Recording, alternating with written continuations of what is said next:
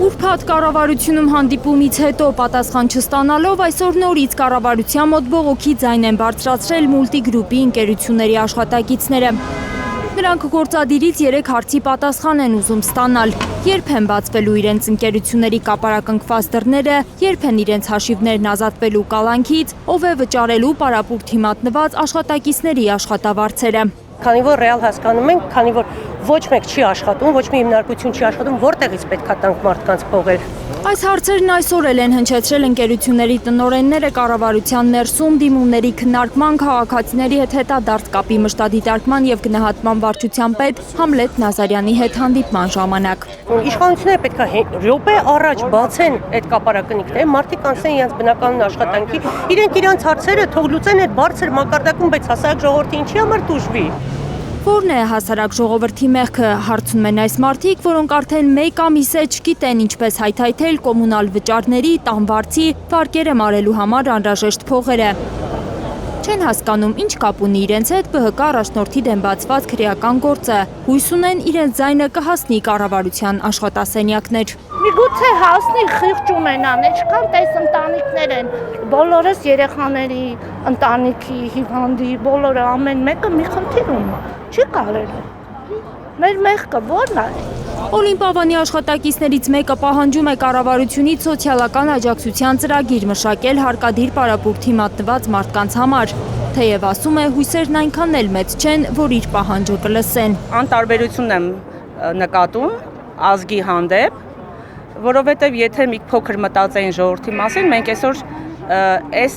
վիճակին միգուցե կհայտնվենք, բայց գոնե կար ժամկետով, կարելի է շատ արագ լուծում գտնել եւ մարդիկ անցնեն իրենց բնականon աշխատանքին։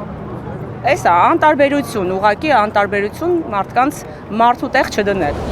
Հուսալքված են նաև մարդիկ, որոնք իրենց ծննդավայրը թողել եկել են Երևան, այստեղ փող աշխատելու մի բան ստեղծելու։ Այսօրվա վիճակն ստիպում է հետ գնալու մասին մտածել։ Եկել ենք Երևան, տեղավորվել ենք,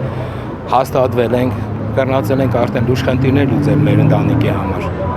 Բայց այս պայմանությամբ որ աշխատանքը չկա, հասկանաք,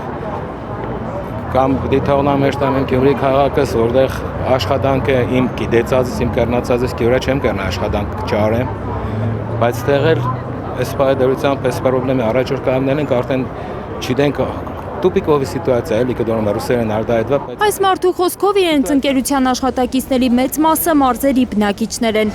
Այդ աշխատանքի վրա հույս դնելով մի մասը նաև հիփոթեկով տուն է գնել ու հիմա կանգնել կոտրած տաշտակի առաջ։ Ես տուն եմ առել հիփոթեկով, բայց այդ գումարները չեմ կարող մուծեմ։ Մեր տան բանկին ինձ եմ փակել են չեն թող աշխատենք, գումար չի կարող մուծենք։ Որ բանկը գսե, որ բանկին ասես տունը վերցնեք եւ սա փակենք էստա։ Դա արի դուրս տագից դուս, մի չգիտենք ինչ ենք։ Մեկ այլ խնդիր էլ այն է, որ քրեական գործով բռնագանձված ընկերությունները պետությունը բացում է դատարանի որոշումը դեռ չստացած, օգտագործելով ուրիշի մասնավոր գույքը, ինչպես Multi Wellness-ի դեպքում է եղել։ Մենք սպասում ենք ինչ-որ իրավական լուծումներին,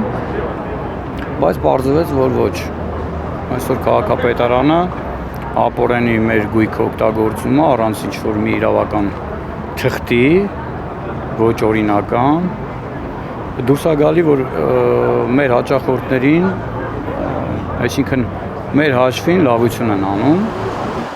Multi Wellness-ի անունը փոխել Երևան Wellness է դրել Երևանի քաղաքապետարանը ու վերաբացել։ Նախկին աշխատակիցներից ոմանց էլ բարձր աշխատավարձեր են խոստացել ու նորից ընդունել աշխատանքի։ Իմ մոտ ունես տպավորություններ, որ ինչ-որ մի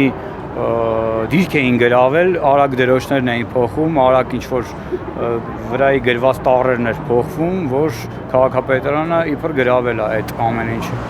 Փիրոյանին հատկապես տարօրինակ է թվում, որ Ծառուկյանի դեմ քրեական գործ սկսելուց առաջ, երբ Երևանի քաղաքապետն իրենց հաճախորդն էր, որևէ խնդիր չուներ իրենց ընկերությունը, անօրինական ոչինչ չկար։ Եկավ մի ժամանակ, որ Multi Wellness-ը ընկերությունը դարձավ ինչ-որ անօրինական տեղում, չգիտեմ, խնդիրներ առաջացան շատ արագ ու ոչ մեկ մեր հետ դա չբարձրաձայնեց, չփորձեց։ Չէ՞ որ մենք տարիներով քաղաքապետարանին վճարներ ենք վճարել, համատեղ աշխատել ենք, ոչ մի խնդիր չենք ունեցել։ Բոլոր այս խնդիրների մասին լսած կառավարության ներկայացուցիչը նախ խոստացել է, որ երեքշաբթի հանդիպում կկազմակերպի տնօրենների հետ ու կասի երբ են բացվելու կապարակնքված ընկերությունները, հետո ոստիկանների միջոցով լուր է հասցրել, որ այդ հարցի հասցեատերը քննչական կոմիտեն է։ Մենք մեր ակցիաները շարունակելու ենք այնքան, մինչև մեր հիմնարկությունները բացվի։ Պետք է կքնենք այս շենքի տակ, պետք է այս դռների մոտ այնքան կսպասենք, մինչև անձամբ պարոն Փաշինյանին տեսնենք եւ այս նույն հարցերը տանք։ Փողոցը փակելու սպառնալիքներից հետո ոստիկանները բանակցել են ցուցարարների հետ ու նրանց համոզել գնալ քննչական կոմիտե։ Երեք ընկերությունների տնօրեններ հանդիպել են քննչական կոմիտեի փոխնախագահ Արմեն Գևորգյանի հետ, որը նրանց խոստացել է հնարավորինս արագացնել գործի քննությունը։ Պաշտոնյայի պատասխանը չի բավարարել ցուցարարներին, բայց որոշել են այնուամենայնիվ մի քանի օր սպասել։ Իհարկե չի բավարարել, եթե չի բացվել, եթե մեզ չեն ասել մի շաբաթից, 10 օրից, 3 օրից, վաղը։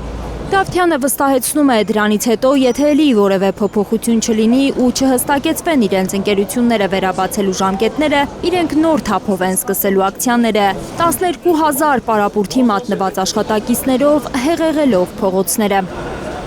Լիլիթ Սարգսյան, Նորայր Շարբաթյան, Արմեն Ապրեսյան, Հայլուր։